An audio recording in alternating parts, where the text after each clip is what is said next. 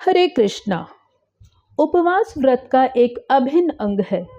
भगवान कृष्ण की प्रसन्नता हेतु एक बहुत खास व्रत है एकादशी व्रत, जिसमें अन्न न ग्रहण करने का व्रत लिया जाता है और ज़्यादा से ज़्यादा ध्यान, जप, कीर्तन, भक्ति में लगाया जाता है। आज बात करते हैं कामिका एकादशी व्रत की। ब्रह्मवैवर्त पुराण में युधिष्ठिर महाराज और भगवान कृष्ण के वार्तालाप में कामिका एकादशी का महात्म्य वर्णित है। युधिष्ठिर महाराज ने भगवान से कहा कि हे भगवान, कृपा करके श्रावण मास में के कृष्ण पक्ष में आने वाली कामिका एकादशी का वर्णन कीजिए। भगवान ने कहा, सावन में सभी पापों का नाश करने वाली और मनोकामना पूर्ण करने वाली कामिका एकादशी का आगमन होता है।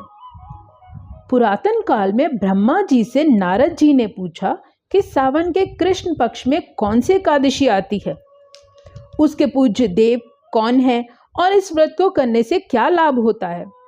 ब्रह्मा जी ने कहा, हे नारद, आपने सब लोगों के कल्याण का प्रश्न पूछा है। इस एकादशी को कामिका एकादशी कहा जाता है।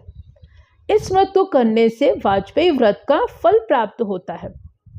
इस तिथि को शंख, चक्र और गदा धारण करने वाले भगवान श्री विष्णु की उपासना करनी चाहिए, जिससे पवित्र तीर्थों जैसे गंगा, काशी, नैमिषारण्य और पुष्कर जैसे तीर्थों में स्नान करने से भी हजारों गुना अधिक पुण्यों की प्राप्ति होती है। उपासकों के साथ साथ उनके पितरों के भी कष्ट दूर होते हैं। उपासक को मोक्ष की प्राप्ति होती है। जैसे कमल को पानी छू नहीं सकता, उसी तरह कामिका एकादशी का व्रत करने वाले को कोई पाप छू नहीं सकता। जो भी भक्त तुलसी पत्र से भगवान कृष्ण की पूजा करता है, वह सभी पापों से मुक्त हो जाता है। तुलसी रोपण करने से भगवान कृष्ण के साथ रहने का सौभाग्य प्राप्त होता है। भगवान के चरणों पर तुलसी पत्र अर्पण करने से भक्ति मिलती है। तुलसी जी को घी का दीपक अर्पण करना चाहिए और प्रणाम करके परिक्रमा करनी चाहिए। ऐसा करने से प्राप्त होने वाले पुण्य का विवरण चित्रगुप्त जी भी नहीं कर सकते। कामिका एकादशी का व्रत करने से भ्रूण हत्या और ब्रह्म हत्या के महापाप से भी मुक्ति मिलती है। एकादशी के दिन भगवान कृष्ण के आगे जिसका दीपक जलता है, पितृलोक में उसके पितृ स्वर्गलोक में स्थित होकर अमृत पान से तृप्त होते हैं।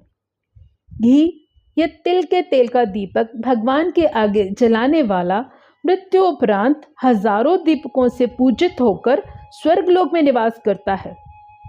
सभी मनुष्यों को कामिका एकादशी का व्रत अवश्य करना चाहिए। एकादशी व्रत से बढ़कर पापों के नाश का कोई और उपाय नहीं है।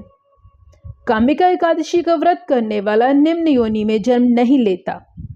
जो इस एकादशी पर भगवान विष्णु को श्रद्धा से तुलसी पत्र अर्पण करते हैं, वे सभी पापों से मुक्त हो जाते हैं। हे नारद, मैं भी श्रीहरि की प्रिय तुलसी को नमस्कार करता हूँ।